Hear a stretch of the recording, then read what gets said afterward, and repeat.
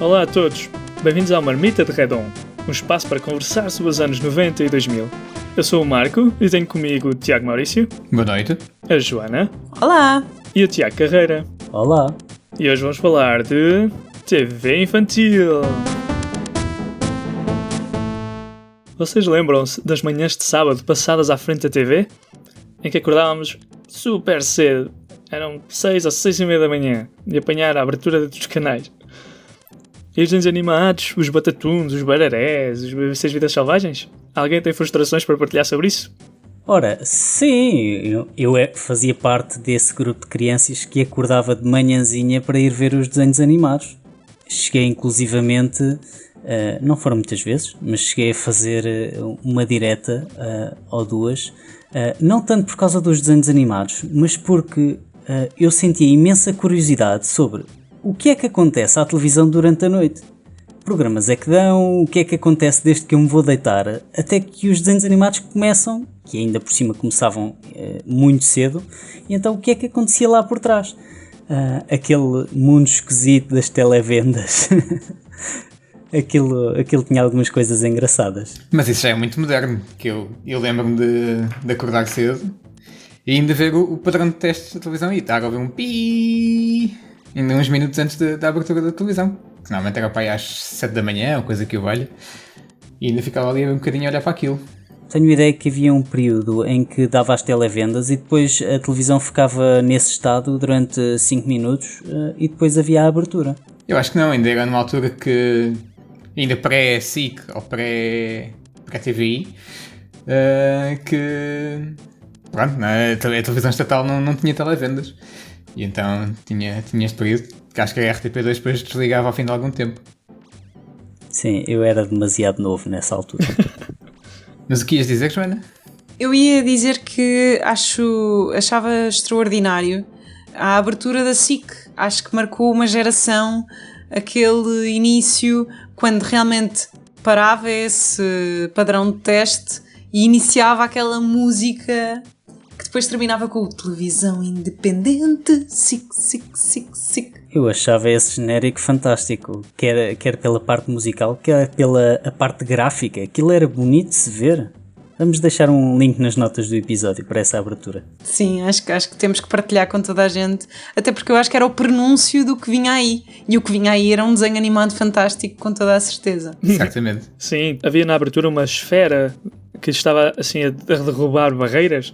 Mas eu lembro muitas vezes de estar a correr para o autocarro porque eu queria ver a Rua Sésamo, eu queria ver o Popas, queria ver o Monstro das Bolachas. Vocês têm alguma história engraçada sobre as personagens da Rua Sésamo? Histórias engraçadas? Não, já não me lembro, honestamente. Mas lembro-me de estar sentado no sofá a ver a Rua Sésamo também. Mas era normalmente de manhã, que acho que aquilo dava assim que abria logo de manhãzinha, no fim de semana. Eu tenho na minha memória algumas coisas da Rua Sésamo, porque eu sei que via isso antes de entrar no primeiro ano. Primeiro, eu acho que era um programa extremamente educativo. Eu tenho ideia que aprendi imenso o alfabeto, por exemplo, que aprendi pela Rua Sésamo. Mas há algumas coisas que me entraram na cabeça, eu não sei bem como, mas algumas músicas, como a música da vaca, tenho orgulho em ser uma vaca. Vaca. E algumas músicas assim que me entraram na cabeça. E eu tenho a ideia de as ter andado a cantar em certos momentos com algumas bebidas a mais, já na universidade. Portanto, isto é uma coisa que entrou no cérebro de tal forma impressionante. A mim também, aquelas músicas ficaram-me na cabeça, como aquela música da sopa. Eu gosto de sopa, ao almoço e ao jantar. Sopa. Eu acho que provavelmente essas duas são um dos maiores hits da nossa infância. E é engraçado como para muitos de nós éramos realmente muito pequenos, mas a Rua César teve um impacto enorme na nossa educação. Eu agora nesta fase já misturo um bocadinho as minhas memórias da Rua Sésamo de criança e as de adulto, porque a minha filha vê a Rua Sésamo atualmente, então eu ando a rever os episódios e é muito curioso perceber toda a parte pedagógica que a Rua Sésamo tinha e a forma como como colocava de uma forma muito divertida não só a aprendizagem, como também as relações interpessoais, o carinho pelo outro, quase o dever cívico que acontecia ali na Rua Sésamo. Sim, e mais que isso também era a capacidade das crianças começarem a desenvolver a sua capacidade de raciocínio e de ver o que é que podiam fazer. Como, por exemplo, o pescar sem cana, não é? Quem se lembra do... Peixe. Hashtag volta Rua Sésamo. Confirma-se que não fui só eu que memorizei essas coisas. Sim, acho que há muitos bordões da Rua Sésamo que ficaram para sempre connosco. Mas a verdade é que mesmo depois da Rua Sésamo, eu tenho a ideia de ter existido um conjunto de outros programas também igualmente educativos. Vocês lembram-se da Carrinha Mágica? Lembram-me, sim, senhor. Eu adorava aqueles episódios em que a carrinha ficava minúscula e entrava dentro do corpo das pessoas. Sim, que era encolher. Esses episódios eram espetaculares. Eu lembro-me de ficar na dúvida de como é que aquilo encolhia e gostava de saber mesmo o que é que fazia a carrinha encolher. Sim, eu gostava de no final haver aquela pergunta de alguém que ligava o telefone, era um telefonema que acontecia no final da Carrinha Mágica e que era mesmo uma pergunta de ciência que eles respondiam, era muito giro. Mas havia também as versões portuguesas da coisa, como era o Jardim da Celeste, vocês lembram-se com a Ana Brito e Cunha? Sim, era o Jardim da Celeste, girofé, giroflá. Tinha uma batida por trás, Marco, tinha uma batida já era um Jardim da Celeste mais moderno. E também ensinava a contar e a fazer essas coisas, era muito, muito giro. Sim, mas depois também tínhamos os programas mais lúdicos, não é? Como, por exemplo, o Hugo. Quem se lembra do Hugo? Totalmente. Hugo, para cima e para baixo, até à caverna das caveiras. Que também ficou claramente na nossa memória. E então, tentaram telefonar para lá para tentar ganhar o jogo, ou não? Sim, eu gastei bom dinheiro aos meus pais. Não, por acaso não foi muito. Porque tinham daqueles telefones de rodinha, então quando liguei para lá eles disseram, não vai dar. Eu acho que tentei, ou a minha irmã tentou, mas nunca conseguimos.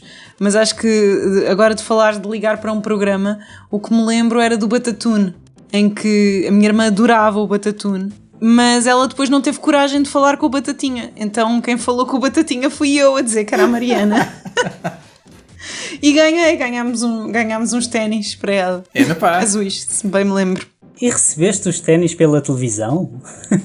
Aquela coisa fantástica que... Ele tinha uma frase que dizia, tu lembras-te qual era a frase?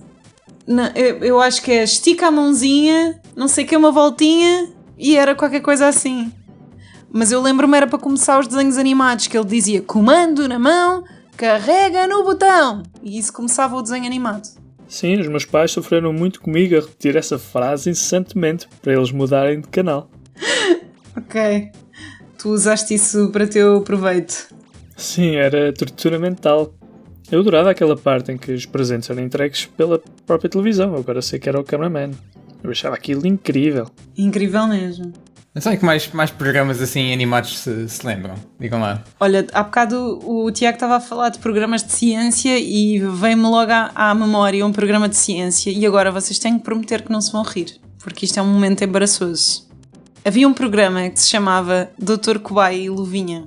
Eu lembro-me. Que era um cientista, que era um rato, que tinha uma bata de laboratório e a Luvinha, que acho que era sobrinha dele, se não estou em erro, que o ajudava nas suas experiências. E agora vem a parte ridícula. Eu tinha um caderno A4 em que eu escrevia aquilo que ele ia dizendo para ficar com as instruções das experiências.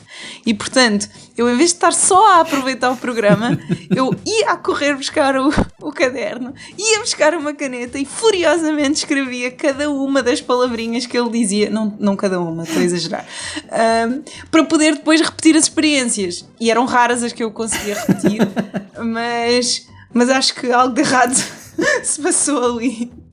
E eu adorava esse programa mesmo. Não, mas era bom que estavas assim com o teu espírito científico a tentar replicar as coisas. Não é replicar, Exato. É refazer. Exato. Sim, vocês havia algum programa que vocês depois tentassem fazer em casa? Tipo, sei lá, estava-me a lembrar do Dr. Cobaia ou até do Art Attack ou assim. Eu tentava fazer muita coisa do Art Attack. tinha muito rabisco lá em casa com as coisas que aprendia lá. Eles faziam coisas com rolos de papel higiênico e outras coisas que havia em casa. Era super fixe. Sim, sim. Era giro. Ou então aquelas experiências com vinagre e bolas de naftalina que também na volta aparecia. O que é que isso fazia? Já não me lembro da receita, mas aquilo se juntasses, acho que era vinagre, bolas de naftalina e bicarbonato de sódio, as bolas tipo, começavam a dançar dentro do copo. Ok. Sim, o bicarbonato de sódio e o vinagre serviam para fazer o vulcão, se eu não estou em erro. Também. Acho que depois disto, se tiverem por aí, caros ouvintes, algumas fotografias dos vossos vulcões quando eram crianças ou de coisas que rebentaram em casa, por favor partilhem. Eu não sei se algum dos nossos convivas tem alguma experiência de explodir alguma coisa, até porque eles são todos engenhocas, não é bem o meu caso. Acho que poderia ser o momento para vocês partilharem as vossas experiências embaraçosas. Os meus pais guardavam tudo o que fosse muito perigoso porque já sabiam a peça que tinham em casa. Assim, coisas. Pronto, não digo explosivas, mas certamente sujei a cozinha várias vezes a tentar fazer experiências dessas com vinagres e coisas do género. Ou limão e bicarbonato de sódio. Queimaste alguma coisa? Possivelmente queimei, sim. Cheguei a destruir muita coisa. Isso eu lembro-me. Lembro-me de uma vez, pronto, fazendo agora à parte, mas lá está, à conta dos programas científicos, de receber um carrinho telecomandado no Natal e 2 dias depois já o tinha desmontado. E depois, lá está, nunca voltei a montá-lo como deve ser. Mas pronto, assim fui aprendendo coisas. Que medo. Olha, e que mais programas vocês viam? Olha, lembro-me bastante do Tom and Jerry. Aquilo era um clássico e era sempre frustrante que o gato raramente ganhava. E eu estava sempre a torcer pelo Tom, que coitado. Coitadinho do gato. Sabes que eu tenho algumas memórias do Tom and Jerry, especialmente porque o meu pai de vez em quando ia alugar uns vídeos ao videoclube, essa coisa do século passado, e de vez em quando trazia uma cassete do Tom and Jerry para mim e para o meu irmão vermos. Eu adorava ver aquilo era hilariante. E juntamente com o Tom and Jerry, outro desenho animado quase do mesmo género que eu adorava ver era a Pantera Cor-de-Rosa. Sim. Vocês lembram-se? Lembro-me, sim, senhor. Aquele clássico do genérico que era chamava por ti, não é? Para a tua capacidade investigadora. Era muito fixe. Investigador faz lembrar o Inspector Gadget. Também. Vai, pinças Gadget. Não vamos fazer confusão como é que saía tipo uma ventoinha da cabeça dele. Ou algo assim do género. Fazia muita confusão. Eu achava aquilo incrível. Como é que ele conseguia fazer aquelas coisas todas? É no máximo. Eu acho que havia desenhos animados que eu acho que fascinavam completamente. Por isso. Marco, o que é que tu vias? Eu via muito, por exemplo, Sailor Moon. Via muito Sailor Moon. E também Power Rangers. Eu era um fãzaço. Dos Power Rangers, qual deles é que tu eras? Eu era sempre o verde. O verde era mais cool, porque tinha um dinossauro. Não é por seres do Sporting? Também era por ser do Sporting. E alguma vez te mascaraste de Power Ranger? Não. Eu só mascarei de cowboy e coisa assim. Não tinha orçamento para aquilo. Vocês lembram-se? Aquilo era um fato completo e tinha de ter um capacete. Sim, aquilo era muito composto. Sim. Eu não achava muita graça aos Power Rangers, tenho que vos dizer. Eu percebo. Eu ia mais pela Sailor Moon, achava mais giro. E aquele genérico da Sailor Moon, acho que pronto, acho que não preciso dizer nada, não é? Sim, marca também uma geração. Era assim, muito... Com toda a sua... Era épico. Mas é engraçado como... Eu acho que a Sailor Moon, não sei se vocês concordarão comigo, marcou assim o início destes desenhos animados asiáticos aqui na Europa. Porque a seguir à Sailor Moon, acho que mais ou menos por essa altura, surgiu, creio eu, o Dragon Ball... E depois disso os Digimons, e depois os Pokémons, ou o contrário, e o Doraemon. Portanto, acho que foi se calhar o pontapé de saída. E aquele que vocês de certeza que viam dos jogadores de futebol, como é que se chama? O Oliver e Benji. Por acaso esse não via, não. Mas os Pokémons de vida, sim. E Dragon Ball então, aquilo era sempre que podia. E quando não podia era para o gravador. A gravar e programar o gravador. Tu punhas a gravar? Programava o VCR para gravar, sim. Eu tenho que admitir que eu também fiz isso. E agora a pergunta para 1 milhão de euros. Quantas cassetes ainda tens com episódios dos Pokémons? Se tu fazias como eu regravava por cima. Eu tinha 2 ou 3 cassetes que serviam de buffer. Eu guardava-as enquanto não via e depois de eu ver o episódio, serviam para regravar outra vez. Tu não fazias isso? Sim, também fazia. Também tinha assim umas poucas de cassetes e lá ia.